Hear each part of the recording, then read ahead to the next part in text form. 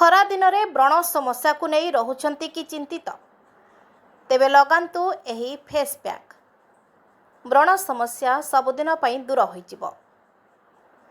खरा दिन आसिले त्वचा उपरे प्रथमे व्रण समस्या ही बाहरी थाए, जार कारण हेउची प्रबल गरम एवं झाल।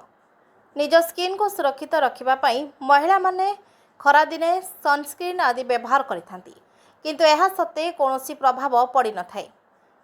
एमितिरे जदि आपण एही दिने व्रण टैनिंग आदि समस्या को नहीं चिंतित अछंती ताहले आमे आपणक पई एमिति एक जिनिस नहीं आछू जहाद्वारा आपण मानकु बहुत आराम मिल पारिबो।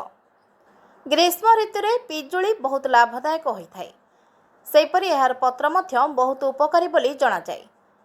पिजुली पत्र रे एंटी माइक्रोबियल एक्शन होइथाए, काहेकिना एथिरे gallic acid, ascorbic acid, carotenoids भली एक्टिव इंग्रेडिएंट्स मौजूद थाए, जहाँकि स्किन इन्फेक्शन एवं ज्वलन आदि को ठीक करि पारि थाए। आज आमे पिजुली पत्रर फेस पैक प्रस्तुति विषय कहबू।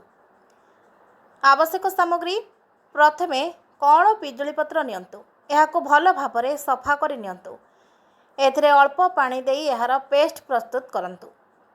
एहाको लगाइबा पई प्रथमे चेहरा को नख उषुम पानी रे अर्थात माइल्ड क्लींजर रे धुवंतु। नचेत आपण निज चेहरा को 5 मिनिट पई स्टीम मध्य दे पारिबे, जहा फल कि लोमकूप खोलीजिबो। एबे एही पेस्ट को चेहरा रे लगांतु। पेस्ट सुखी जिबा परे चेहरा को ठंडा पानी रे धोई दियंतु। एहीपरि 7 दिन कले आपणको चेहरा पुणी चमकी उठिबो।